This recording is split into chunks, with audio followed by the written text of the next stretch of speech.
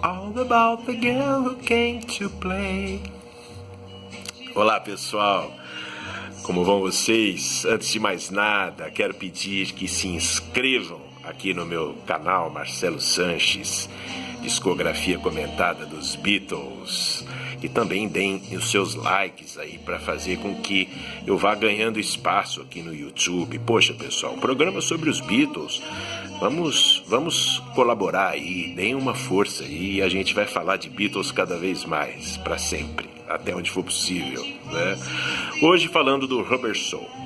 Bom, Rubber Soul, lançado em 1965, é considerado simplesmente um dos melhores álbuns dos Beatles. Para muitos críticos ao redor do planeta, é o disco que marcou de fato a ascensão do grupo para uma música de qualidade, uma música mais madura, mais adulta, mais comprometida com a arte, deixando de ser, portanto, simples rock and roll, música de entretenimento ou música para adolescentes, como muitos críticos que não curtiam os Beatles sempre falaram a respeito da primeira parte da obra deles, né? Bom, eu tenho uma certa discordância disso. Eu falei no programa sobre o Help, no vídeo sobre o Help, que eu acho que ali no Help os Beatles começaram a usar variações timbrísticas nas músicas, nos arranjos, e também começaram a usar nos temas, né? Um certo aprofundamento em temas assim mais maduros, né? Mais emotivos, como foi o caso do John na Help, né? Ou então numa ideia de feminismo, de independência da mulher, como o próprio John também fez em Ticket to Ride. Mas eu acho que o Rubber Soul, de fato, aqui, os Beatles, tanto musicalmente quanto, vamos dizer assim, filosoficamente, eles realmente deram um salto enorme, né? Ou seja, o que apareceu no Help, assim, vamos dizer, de uma forma incipiente, né, ainda tímida, no Rubber Soul aflorou mais ainda e ficou mais audível, né, e visível, né? A banda inovou mais uma vez na questão dos timbres, né? Rubber Soul é basicamente um disco acústico, vamos dizer, das cores timbrísticas usadas nos arranjos das 14 faixas. O destaque é o violão, né? Os Beatles usaram muito o violão nas faixas do disco, com raras exceções, né? Tem também o uso de uma fuzz guitar, que é aquela guitarra com o timbre, aquela que os Stones usaram. E aqui é uma curiosidade, foi talvez a única vez em que os Beatles copiaram os Rolling Stones de alguma maneira, ou seja, os Stones gravaram Satisfaction com esse timbre de guitarra fuzz, né, tocado pelo Keith Richards, em julho de 65. Em novembro saiu o Rubber Soul com Think For Yourself, a música do George, em que ele tocou a fuzz guitar, né? Então, fora esse caso, né, os Beatles sempre estiveram na dianteira na questão da renovação timbrística das gravações de estúdio dentro do rock and roll, né? Mas o Rubber Soul é muito mais do que isso. É um disco lírico, um disco cujas letras já revelam um passo adiante na maturidade dos Beatles, né? Principalmente Lennon e McCartney, que passaram a compor músicas mais pessoais, inspiradas nos relacionamentos pessoais que eles tinham, né, com suas mulheres e namoradas, né?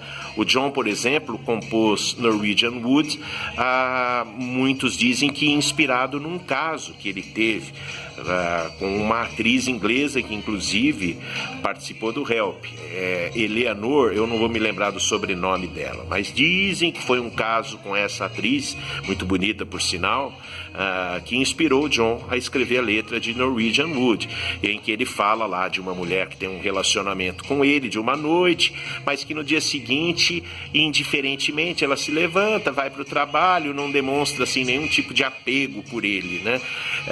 Que era um popstar, afinal de contas. Então isso mexeu com o John a ponto dele escrever essa música, né? E aqui também em Norwegian Wood o George aparece tocando a cítara, que ele tinha conhecido durante as filmagens do Help, começou a tirar ali suas primeiras notas no instrumento, teria aulas com o Ravi Shankar, nada mais, nada menos que o Ravi Shankar, e enfim, aqui em Norwegian Wood o George tocou o famosíssimo riff, né, de Norwegian Wood, que repete a melodia principal da canção, né? Uma música brilhante, um trabalho meticuloso, delicadíssimo, né, de gravação. Você percebe que a produção do George Martin também vai ficando cada vez mais apurada, né? A questão dos instrumentos, da dinâmica dos instrumentos, né? A gente tem aqui um trabalho fantástico do Ringo na bateria, mais exatamente na percussão. Eu me lembro que eu tocava com um baterista nos anos 80 e ele vivia me dizendo: Marcelo, presta atenção no Rubber Soul, separa os canais em estéreo e vai ouvindo um de cada vez, para você ver assim, o cuidado, a sofisticação do Ringo na percussão. Ele dizia, inclusive, que ele achava que o Ringo era mais um percussionista do que um baterista, né? Bom, aí já é outro assunto. Mas realmente o trabalho do Ringo em Rubber Soul é um trabalho de fato primoroso. Ele não dá assim batidas fortes na bateria, nem tem tantas batidas fortes de bateria nas canções, mas o Ringo faz um trabalho de percussão muito delicado, muito primoroso. O cara precisa ter muito ouvido e sensibilidade para fazer esse trabalho, né? Sem exagero. Preste atenção no trabalho do Ringo na bateria. E também o George gravou 2 músicas, a Think For Yourself, que eu já falei, da fuzz guitar, do timbre fuzz, e a If I Needed Someone, que inaugura o estilo do George compor, né? Tipo como o John fez em Norwegian Wood, ou seja, só que o George ele fazia, vamos dizer, um arpejo, e ele fazia um dedilhado tal, com uma divisão rítmica tal, que formava uma melodia, como ele faria anos depois em Here Comes the Sun, por exemplo, e em várias faixas da carreira solo dele. Ou seja, If I Needed Someone inaugura um estilo muito peculiar do George Harrison de compor as melodias dele, e mostra que ele deu um salto primoroso de I Need You e You Like Me Too Much em Help para essas 2 faixas do Rubber Soul. O Paul compôs um dos maiores sucessos do disco, que foi Michelle. O John também colaborou com Girl, outra música cuja letra fala de uma menina um tanto quanto indiferente ao parceiro, né? O John compôs Nowhere Man, que eu já falei no programa do John.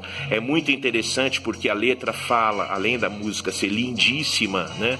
A letra fala de um tema um tanto raro nas letras dos Beatles até aquela ocasião.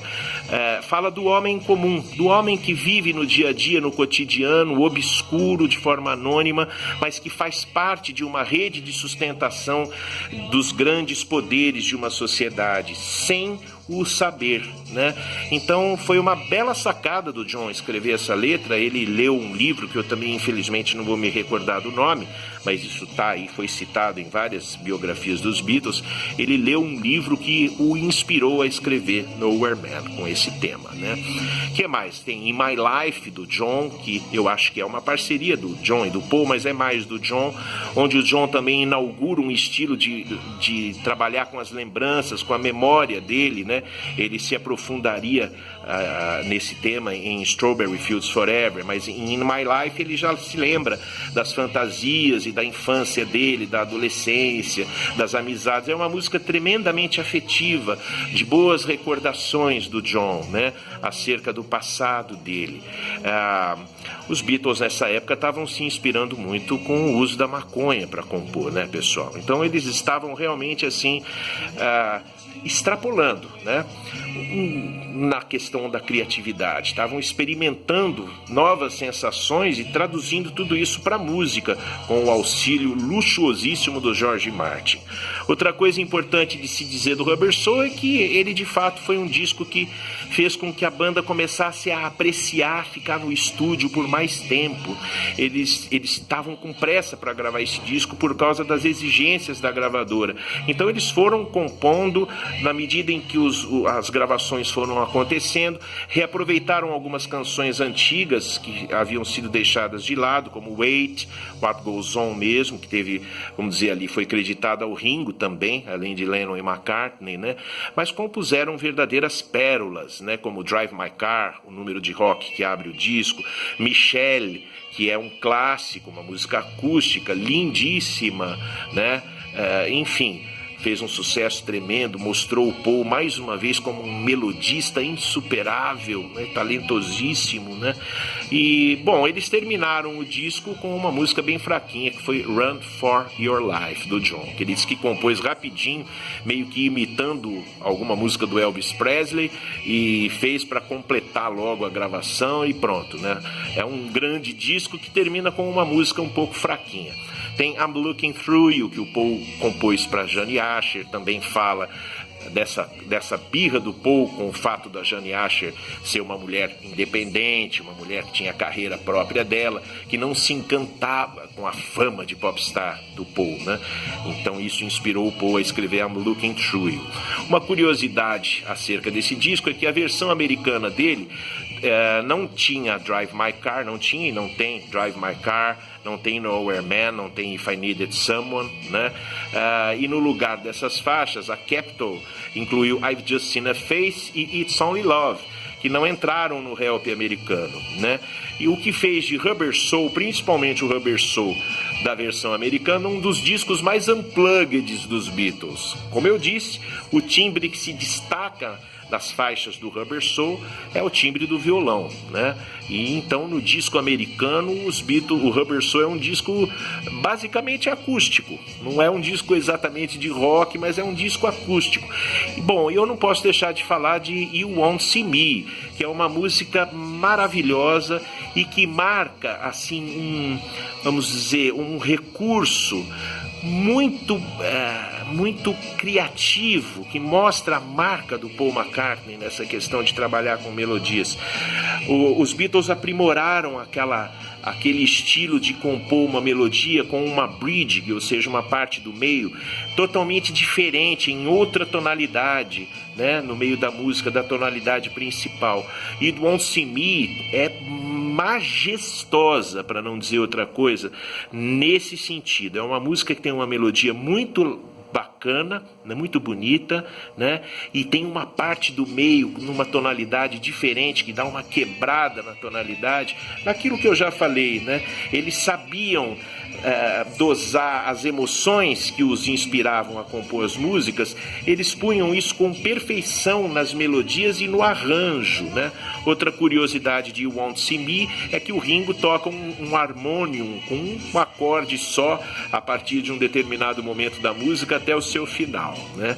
Então o Rubber Soul é realmente um disco refinado, um disco diferenciado dentro da discografia da banda e que realmente marcou, como muitos críticos acham, a fase em que o grupo se tornou realmente um grupo musical maduro, mais refinado mesmo. Essa é a palavra que mais me vem à cabeça, né?